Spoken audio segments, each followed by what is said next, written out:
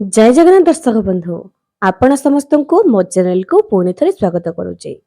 दर्शक बंधु घर मुख्य द्वार टांगी दिंतु यही गोटाए जिनिस टंकार वर्षा हब। आज्ञा हाँ दर्शक बंधु घर मुख्य द्वार यही गोटाए जिनिस टांगिबा द्वारा आपण मान घर को टंकार वर्षा हब। आपण माने थंबनेल देखिक जानि पारिथिबे जे केउ जिनस कथा कहिछि। जदि आपण माने जानि पारु नाहंती तेबे वीडियो शेष पर्यंत मो सह जड़ी रुहंतु। आज आपण मानकु पाई गोटे सुंदर टिप्स नहीं आसीछि।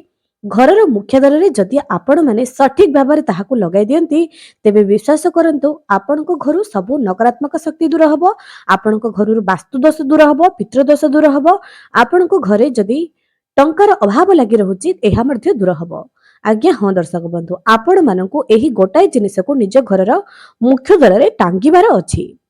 तेबे दर्शक बंधु आपण मानकु मु कहि रखुछि जे घरर मुख्य द्वार काहेकि घरर अन्य कोनोसी जगह न टांगी घरर मुख्य द्वार टांगिबा।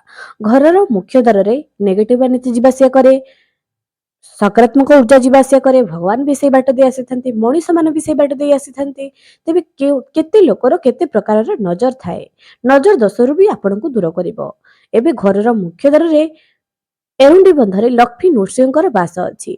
संध्या समय रे एही घरर मुख्य द्वार रे मां लक्ष्मीकर स्थान रुहे बोली विश्वास मन करा जाए। संध्या समय रे मां महालक्ष्मी घरर मुख्य द्वार मां वृंदावती चौरा मूल रे वास करिथांती। सेथिबे तो प्रत्येक संध्या रे तुलसी मूल रे दीपटिए एवं मुख्य द्वार रे दीपटिए देबा पई शास्त्रीय मत अछि। एबे दर्शक बंधु आपण मानक मु कहि रखुछि जे आपण माने कोन एवं किपरि निज घरर मुख्य द्वार टांगिबे। ता आगरु मोर प्रिय दर्शक बंधु को अनुरोध करी जे जदि ए पर्यंत मो चैनल को सब्सक्राइब करि नांती निहाती सब्सक्राइब करंतु। पाखर थिबा बेल आइकन को प्रेस करी वीडियो को गोटे लाइक टी करि दियंतु एवं कमेंट सेक्शन रे जय मां लक्ष्मी निहाती लेखंतु। प्रत्येक व्यक्तिंकर इच्छा थाए जे निज घर सुख समृद्धि परिपूर्ण हेउ। सेथिपई से माने लगातार परिश्रम मध्य करिथांती।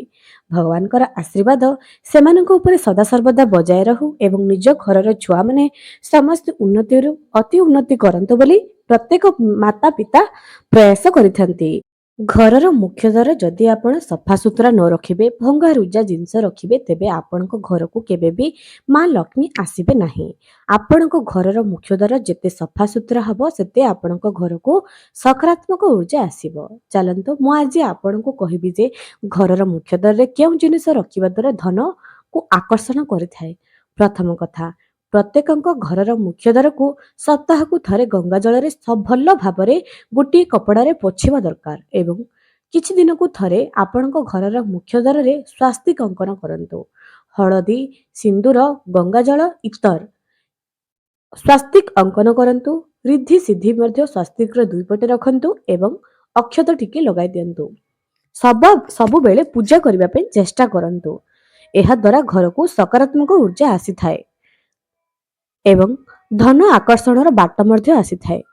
द्वितीय जिनसटी एयाटे जे ना आपण माने घरर मुख्य द्वार रे सदा सर्वदा गोटे कलश स्थापना करंतु एवं मां महालक्ष्मीकर पाद पद्म सदा सर्वदा अंकन करंतु। एहा आपणको जीवन को धन जीवनर 4 गुण बढ़ेबो। आपण माने थरुटे प्रयास निहाती करके देखंतु। निज घरर मुख्य द्वार रे आपण जेते सुंदर आंबडाळ ए सब रखिबे एहा बहुत भल अटे। घरर मुख्य द्वार सदा सर्वदा सफा सुतरा रखिबा द्वारा घर को सकारात्मक ऊर्जा आसी थाए एवं घर को धीरे धीरे उन्नति आड़ को आपण माने जाई थांती।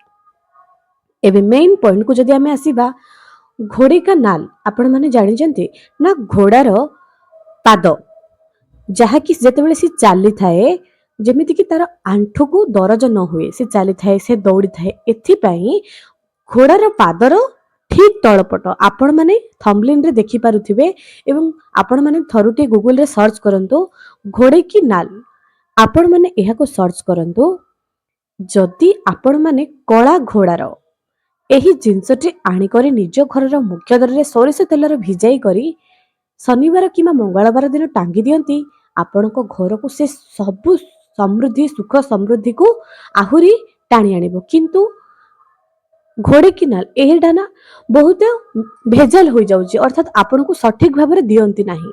ଆପଣଙ୍କୁ ସଠିକ ଘୋଡା ପାଖକୁ ଯିବାକୁ ପଡିବ, ସଠିକ ଲୋକ ପାଖକୁ ଯିବାକୁ ପଡିବ, ଯାଇକରି ଆପଣଙ୍କୁ ମାଗିବା ପାଇଁ ପଡିବ। ନହେଲେ ଏହା ଟିକେ ମହଙ୍ଗା ବି ଅଟେ, କାରଣ ଏହି ଜିନିଷର ସେତିକି ପାୱାର ବି ଅଛି। ଆପଣମାନେ ଲଗାଇ କରି ଦେଖନ୍ତୁ, କିନ୍ତୁ ଏହା ଡୁପ୍ଲିକେଟ ହେଲେ ଚଳିବ ନାହିଁ। ଓରିଜିନାଲ ହେବାକୁ ପଡିବ। ଯେଉଁଠି ଘୋଡା ବହୁତ ସାରା ରଖୁଛନ୍ତି, ଯେମିତି ଘୋଡା ପାଳନ କରୁଛନ୍ତି, ସେହି ଜାଗାକୁ ଯିବେ, କଳା ଘୋଡାର ଏହି ଜିନିଷଟି ମାଗିକରି ଆଣିବେ। ଏବଂ ଆପଣମାନେ କଣ କରିବେ ନା, ଏହା ଟିକେ ରେଟ୍ ମଧ୍ୟ ଆସିବ, କାରଣ ଏହି ଜିନିଷଟି ଶୁଦ୍ଧତା ଭାବରେ ଆପଣଙ୍କୁ ପାଇବାର ଅଛି। ତାହେଲେ ଯାଇ ଘରର ଉନ୍ନତି ହବ। ଦର୍ଶକ ବନ୍ଧୁ, ଏହି ଜିନିଷଟି ଆପଣଙ୍କ ଘରକୁ ନିହାତି ଲଗାଇ କରି ନେଇକରି ଆସନ୍ତୁ। ଶନିବାର କିମ୍ବା ମଙ୍ଗଳବାର ଦିନ ସୋରିଷ ତେଲରେ ଭିଜାଇ କରି ନିଜ ଘରର ମୁଖ୍ୟ ଦ୍ୱାରରେ ଟାଙ୍ଗି ଦିଅନ୍ତୁ। ଏହା ଆପଣଙ୍କ ଘରକୁ ବହୁତ ସାରା ସୁଖ ସମୃଦ୍ଧିକୁ ଆକର୍ଷଣ କରିବ। ତାପରେ ଦର୍ଶକ ବନ୍ଧୁ, ଆପଣଙ୍କୁ ଆଉ ଗୋଟିଏ କଥା କହି ରଖୁଛି ନା, ଘରର ମୁଖ୍ୟ ଦ୍ୱାର ସଫାସୁତୁରା ରହିଲେ ଆପଣଙ୍କ ଘରକୁ ସକାରାତ୍ମକ ବାତାବରଣ ଆସିବ। ତା ସହିତ ଆପଣମାନେ ନିଜ ଘରେ ମା ଲକ୍ଷ୍ମୀଙ୍କୁ ଯଦି ନିଜ ଘରକୁ ଆମନ୍ତ୍ରଣ କରିବା ପାଇଁ ଚାହୁଁଛନ୍ତି, ସ୍ଥାୟୀ ବାସ କରିବାକୁ ଚାହୁଁଛନ୍ତି, ଆପଣଙ୍କ କବାଟ ବନ୍ଦ କରିବା ସମୟରେ କେବେ ବି ଲାତ ମାରନ୍ତୁ ନାହିଁ, ଗୋଡ଼ ମାରନ୍ତୁ ନାହିଁ, ଗୋଇଠା ମାରନ୍ତୁ ନାହିଁ। କବାଟ ବନ୍ଦ କରିବା ଏବଂ ଖୋଲିବା ସମୟରେ ଯେମିତି ଆୱାଜ ନ ଆସେ, ସଦାସର୍ବଦା ତେଲ ପକାଇ କରି କବାଟକୁ ସୁନ୍ଦର କରି ରଖନ୍ତୁ, ଠିକ କରି ରଖନ୍ତୁ। କବାଟ ବନ୍ଦ କରିବା ଖୋଲିବା ସମୟରେ ଯେମିତି ଆୱାଜ ନ ଆସିବ, ଏଥିପ୍ରତି ଧ୍ୟାନ ରଖନ୍ତୁ। କୌଣସି ବି ଝରକା, କୌଣସି ବି କବାଟରୁ ଯେମିତି ଆୱାଜ ନ ଆସିବ, ଏଥିପ୍ରତି ଥରୁଟି ଧ୍ୟାନ ରଖନ୍ତୁ। ଏବଂ ତା ସହିତ ଦର୍ଶକ ବନ୍ଧୁ, ନିଜ ଘରର ମୁଖ୍ୟ ଦ୍ୱାରରେ ହନୁମାନଙ୍କର ଧ୍ୱଜା ନିଜ ଘରର ମୁଖ୍ୟ ଦ୍ୱାରରେ ନିହାତି ରଖନ୍ତୁ। ଏହା ଆପଣଙ୍କୁ ବହୁତ ସାରା ପଜିଟିଭ ଏନର୍ଜି ଦେବ। ଆପଣଙ୍କ ଜୀବନରେ ବୈଭବତା ଏବଂ ଶତ୍ରୁ କବଳରୁ ମୁକ୍ତି କରାଇବ। ତେଣୁ ଏହି ଉପାୟ ଆପଣମାନେ ନିହାତି କରନ୍ତୁ। ତା ସହିତ ନିଜ ଘରର ମୁଖ୍ୟ ଦ୍ୱାରରେ ମଙ୍ଗଳବାର ଦିନ ହନୁମାନଙ୍କର ପାଦର ସିନ୍ଦୁର, ଡାହାଣ ଗୋଡ଼ର ପାଦର ସିନ୍ଦୁର ଆଣିକରି ଲାଲ କପଡ଼ାରେ ବାନ୍ଧିକରି ନିଜ ଘରର ମୁଖ୍ୟ ଦ୍ୱାରରେ ଟାଙ୍ଗି ଦିଅନ୍ତୁ। ଏହାଦ୍ୱାରା ଘରକୁ କୌଣସି ଭୂତ ପ୍ରେତ ଆସିବ ନାହିଁ, ରୋଗ ନିରୋଗୀ ରହିବେ, ଆପଣଙ୍କ ଘରର ଛୁଆମାନେ ଡରିବେ ନାହିଁ ଏବଂ ନିରୋଗୀ ରହିବେ। ଏହା ଆପଣଙ୍କ ଘରକୁ ବହୁତ ସାରା ପଜିଟିଭ ଏନର୍ଜି ଦେବ। ଘରର ମୁଖ୍ୟ ଦ୍ୱାରରେ ଏରୁଣ୍ଡି ବନ୍ଧରେ ବସିକରି କେବେ ଖାଆନ୍ତୁ ନାହିଁ। ଘରର ମୁଖ୍ୟ ଦ୍ୱାରରେ ବସିକରି କେବେ ବି ଏରୁଣ୍ଡି ଉପରେ ବସନ୍ତୁ ନାହିଁ। ଯେମିତିକି ସନ୍ଧ୍ୟା ସମୟରେ ହଉ, କୌଣସି ସମୟରେ ହଉ, ଘରର ଏରୁଣ୍ଡି ବନ୍ଧରେ ବସିବା ଅନୁଚିତ। ଏବଂ ଖାଇବା, କାନ୍ଦିବା, ପରନିନ୍ଦା ପରଚର୍ଚ୍ଚା କରିବା, ଘରର ଏରୁଣ୍ଡି ବନ୍ଧ ଉପରେ ଛିଡ଼ା ହୋଇକରି ଟଙ୍କା ଦେବା ନେବା କରିବା, ଏସବୁ ଜମା ବି ଠିକ ନୁହେଁ। ଆପଣମାନେ ଏସବୁ ଜିନିଷ ଉପରେ ଧ୍ୟାନ ଦେଖନ୍ତୁ ଆପଣଙ୍କର ଜୀବନରେ କିପରି ସୁଖ ସମୃଦ୍ଧି ଧୀରେ ଧୀରେ ପ୍ରବେଶ କରିବ।